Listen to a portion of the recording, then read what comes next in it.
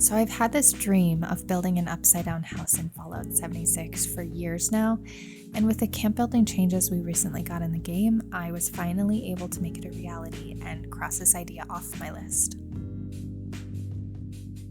What I ended up creating was this immersive, destroyed, Lustron, House of Tomorrow style home that I imagined had gotten blown up in the blast of a bomb, Wizard of Oz style, and landed here upside down where it has been left to rot and deteriorate over time. If you stick around, I'll take you on a little tour of the house and show you how I created some of the different features and explain some of my techniques and the ideas behind the design process, which hopefully can offer some insight or inspiration for your own builds, especially if you're wanting to build something destroyed and immersive like this. I had so much fun creating this build, and I am so excited to finally share it with you, so let's go check it out. It'll be fun, I promise.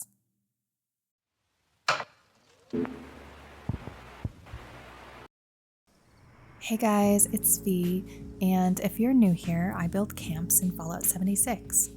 I also really enjoy building in other games as well, like The Sims 4 and The Elder Scrolls Online. Basically, I just really love building and designing things in video games in general, and that is what my channel here is all about. So today I'm going to take you on a little walkthrough tour of this build, and as we go through, I'm going to be throwing in some building footage to go more in depth with certain parts of the build.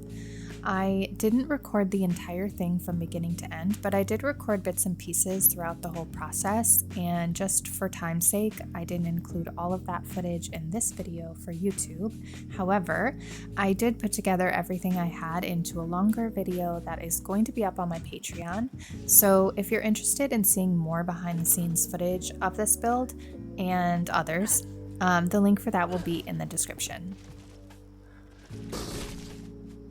As you can see here, I've built this camp in the Cranberry Bog. There are plenty of enemies in this area, so it's not the best if you like peace and quiet, but it's kind of a random location that I picked mostly because I was looking for a flat, kind of isolated area next to a road. And I also kind of picked this spot because of the blue car that was sitting out front on the road. I didn't know at the time that I'd end up building a blue house. That just happened to work out perfectly, so that was nice. So the first thing I started with for this house was the roof, obviously, because it's kind of the base. It's this foundation that I had to build everything off of. Here I have some footage of the early stages, so you can kind of see how it started. As I was going through the different roof sets and trying to find ones that made sense, I realized how cool this destroyed set was that I had just unlocked from the previous season. And that's when the concept for this build really started to come together, and I started to have all of these ideas about what I could really do. So the building set itself was actually a really big part of the inspiration for the whole build, because initially I was actually thinking I was going to be making something more clean, and I'm so glad that I went in this direction instead. My original idea was going to be something more like a funhouse type of situation where all of the furniture was going to be up on the ceiling still, which would have been much more difficult because I would have had to make everything very custom, because obviously we can't flip things upside down. And I still think that would be a really cool idea, but I am overall really glad that I just went with what I have here, because I really like this build. I kind of struggled with the top of the house for a minute, which is technically the bottom, because I didn't really know what's supposed to be on the underside of an upturned house except for dirt and mess and debris, which I did try to create with these junk piles here, which are also camouflaging some of the items that are sticking up from below that I will show you inside the house when we go inside later on. When I first started out, I had planned to use a ton of these junk piles all over because they are perfect, and I wish we had more varieties of them. However, I very quickly realized something horrifying, which is apparently there's a build limit on these. I was not okay when I saw this, and I definitely needed a minute to recover. But once I figured out what was going on, I just kind of had to pivot and ration them out a little bit more throughout the build and find other ways to get more creative with getting that junky, messy look that I was going for. I wish I could have used so many more of these in the build. They would have been really, really helpful, and I'm so sad that I couldn't. I actually didn't want to have a man-made looking walkway for the entrance, and I was hoping to use a bunch of those to create this massive pile of junk here as the way you'd get in to kind of climb up on. I wanted to do that because in the story of this build, no one lives here. It's just an abandoned house. Anyway, I was limited on budget, and so I couldn't do the actual kind of junk pile I was hoping for the entrance, but that's okay. Moving inside, there is so much to talk about in here. So obviously, since the house is upside down, I had to get creative with the furniture. I tried to add as many things as possible that would have been attached to the walls or the floors in order to really sell the fact that this is actually a room that is turned over. So like the shelves attached to the wall and the kitchen counters and the island attached to the ceiling.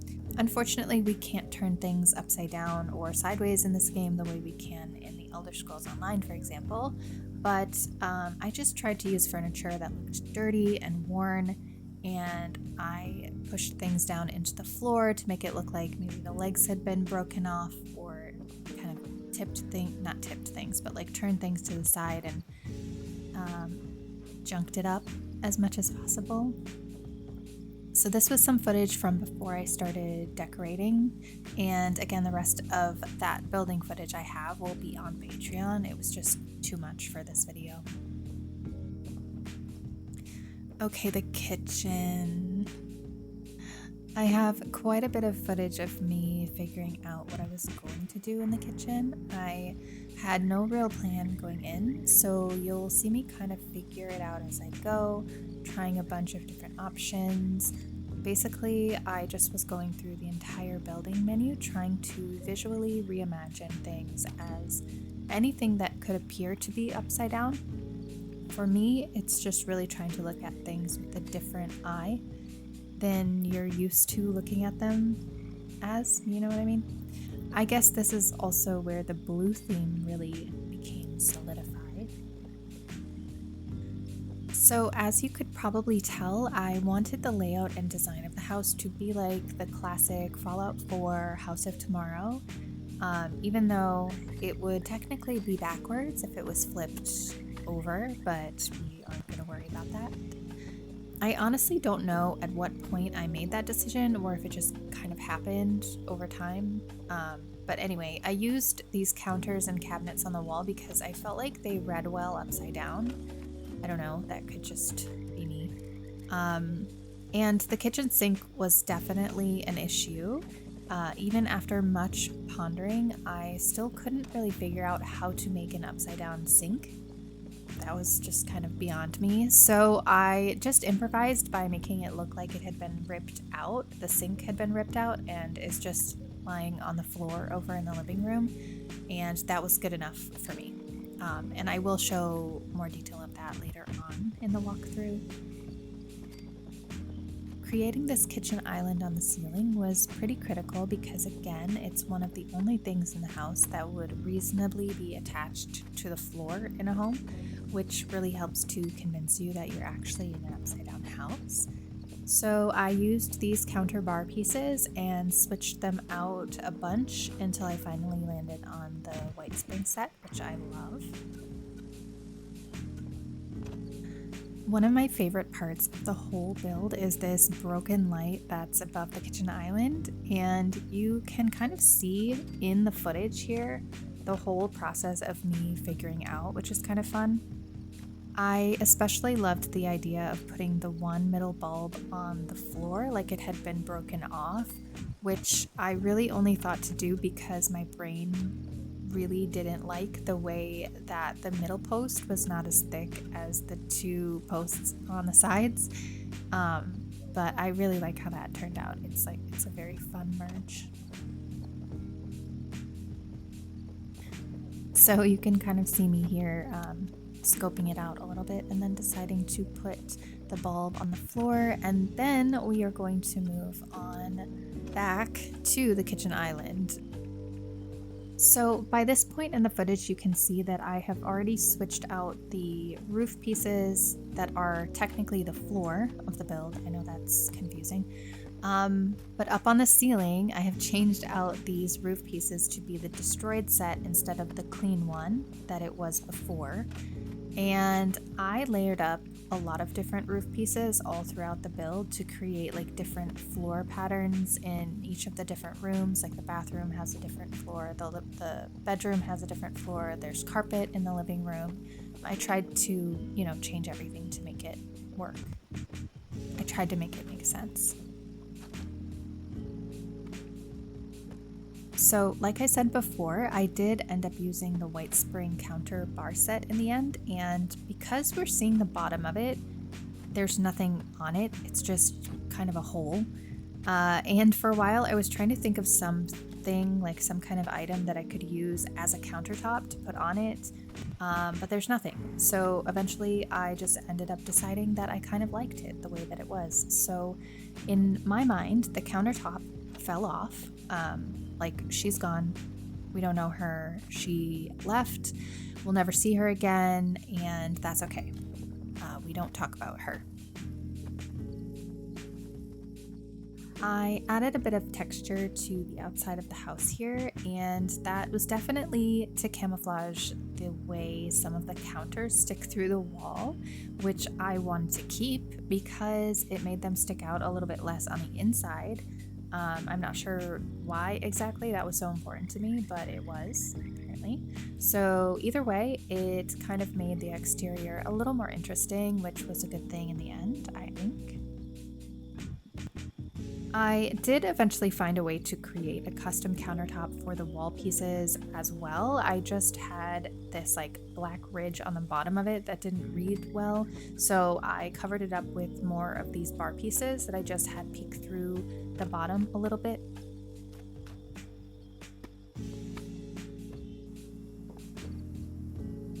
The kitchen sink area is still the part that bothers me the most about this kitchen, but I did what I could. You can see here where I tried to make it look like it's been ripped out, and I added one of those like sound machine things that has what looks like some cords or pipes hanging down from the bottom, and also I added a conduit that you can't really see here because it's dark. And then, like I said before, I added an actual sink over there in the living room. That sounded very Midwestern. Over there in the living room. You can see I have quite a few of these chessboard displays merged around all over the build. And you'll also see a lot of different camp items throughout the build that are merged down into the floor or below the floor. So I have, like, basically because of the way that the roof is laid out, I basically have this whole empty space underneath the house that I can merge stuff freely into, and I don't have to worry about it being seen by anybody, prying eyes. I think for a second you saw in that space under the house that I have a little generator down there, and that was something that I wanted to talk about briefly, was the issue of electricity in this build. So basically I feel like there has to be some kind of sort of suspended disbelief with this build, because technically, I think if the house had been blown up into the air for miles and miles and flew across the land and then landed upside down somewhere else, like, I don't think there would be working electricity, right? So it doesn't really make sense that there are some lights that are on in the house and whatnot. However, I really wanted to be able to use some electricity in the build, if only to give the appearance that there is no working electricity in the build. I don't know how that makes sense, but I wanted things to look broken, and in order for them to look broken, I had to have working lights in some of the places, so that's just what I did. So I'm showing a couple of examples here of items that I chose specifically to try to give a lot of movement to the build. So I used like the very top part of that record player, and then the slanted wood piece of the archery target. I don't know what that's called. Yeah, I think that I put a lot of effort in trying to find as many items in the build menu that gave the appearance of movement. So there's a lot of stuff in the game that is just perfectly upright. Most of the stuff in the game is actually like perfectly sitting straight up, and it looks like it's meant to be wherever it's meant to be, which is fine most of the time. But with a build like this where I want everything to be broken and tipped over and tilted and whatever, I had to try to choose my items very selectively and try to pick things that had, you know, any parts that were sticking out or things that were at an angle, things that had like cords hanging down or coiled around. I was looking for anything that gave more of a disheveled appearance, anything that looked like it wasn't just perfectly sitting where it was supposed to be sitting, if that makes sense. So now we are going to be moving on to the bathroom, which you can see pretty well through the living room. It's kind of an open concept situation that we have going on.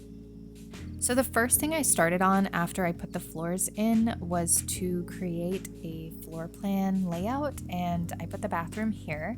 I used a regular doorway that I kind of shoved up through the roof, you can see here, and I filled in the bottom half with just like this half wall that goes down into the floor. And there were only 3 doorways that I needed to figure out in this build, and I handled them all completely differently. Actually, the front door is the absolute worst one. I didn't even talk about that one, but I had a lot of issues with the front door, and so we just don't need to talk about that. It's fine. It's fine. Actually, it does look good, I think, from the outside. I kind of had to put 2 doors together to make it look like it was flipped upside down because it looked like it was the wrong way. So anyway, it looks fine from the outside, but the proportions are definitely off on the inside of the living room. It doesn't look great, but anyway, let's get back to the bathroom, shall we? Because that's where we're at right now. I did struggle a little bit with the bathroom, kind of for the same reason that I had issues with the kitchen sink. Obviously, I couldn't put the toilet on the ceiling. I mean, that would have been ideal to have a toilet on the ceiling because the toilet is actually attached to the floor. And, you know, having like a bathtub on the ceiling or a shower or something, I probably could have made something custom, but I just didn't. So we're just saying that this stuff it fell down, you know. Okay, so this flickering light here that I have on the wall, it's pretty simple. I just turned the big light off and then added a little strobe light hidden inside it. It's nothing crazy. And both of these lights are in-game plans. They are not Atom Shop.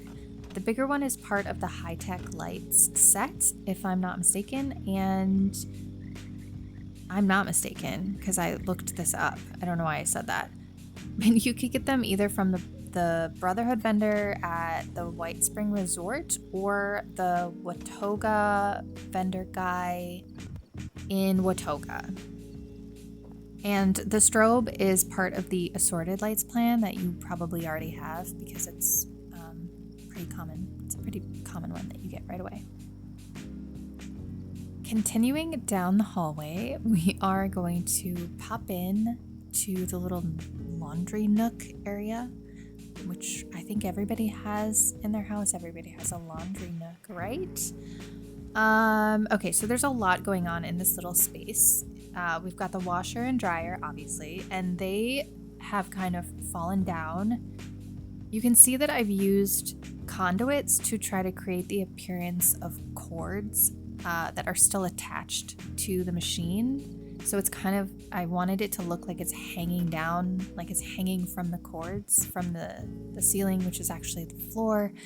And here I've merged this door into the wall to have these like outlets kind of sitting there. And then I merged a little fire into the outlets to make it look like an electrical fire.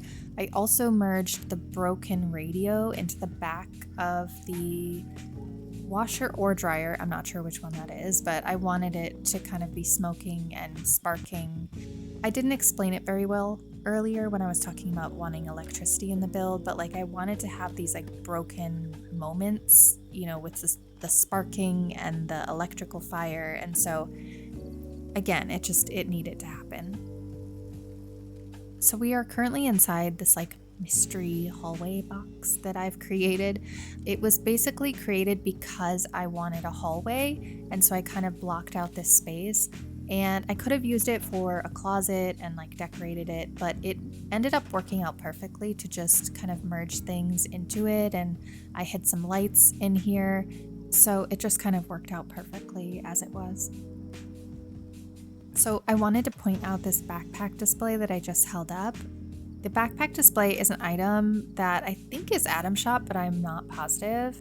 It allows you to display any of your backpacks that you have in your camp. And so all you need to do is craft whichever backpack you want to use at an armor workbench and then add it to the display, and then you can put them anywhere in your build, which is kind of cool.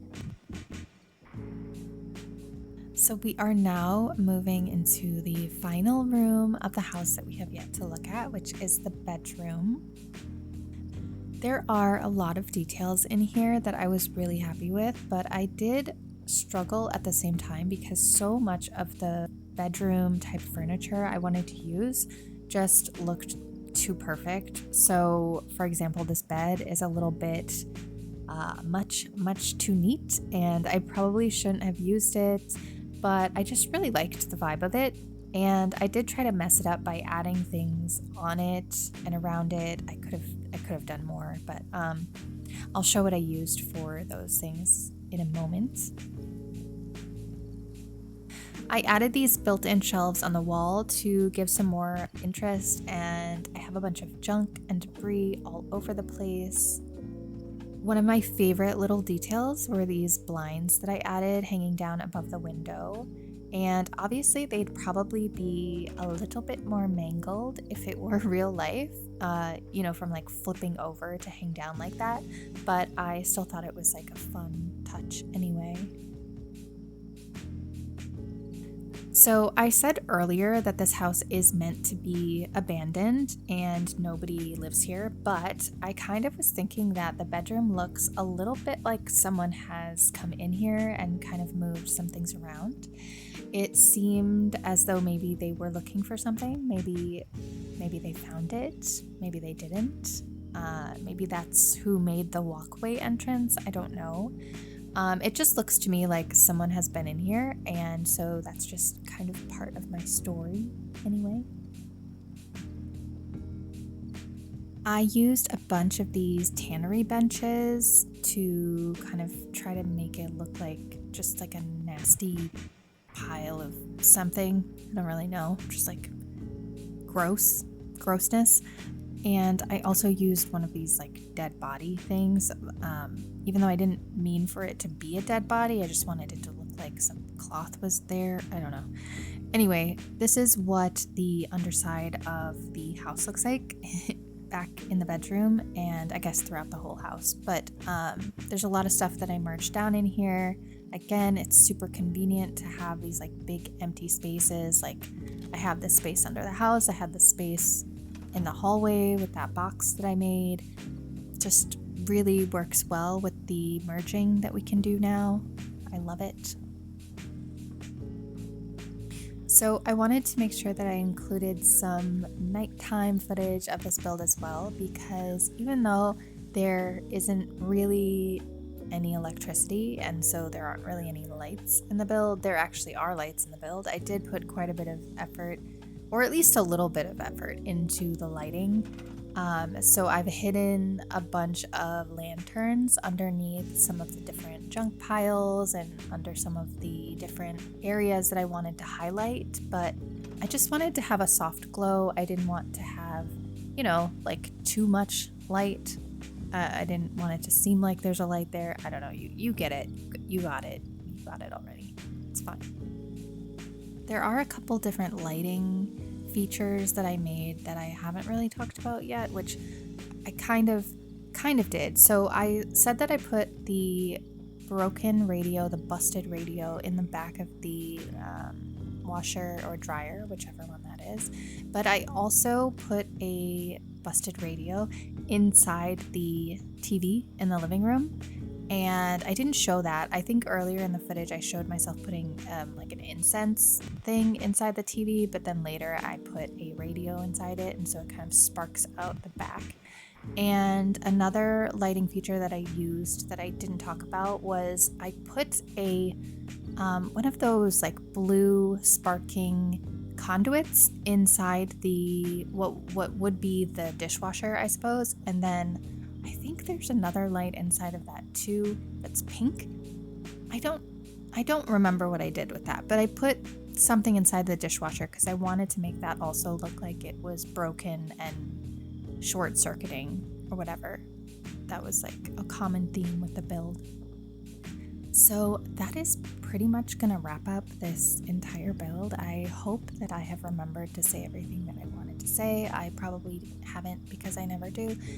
But it's actually literally my birthday right at this moment that I am recording this. It just turned my birthday as I was recording this audio, and so finishing this video was a birthday present to myself, and so I hope that you really enjoy it. I had so much fun making this build, and I actually had fun making the video for it as well, which is crazy.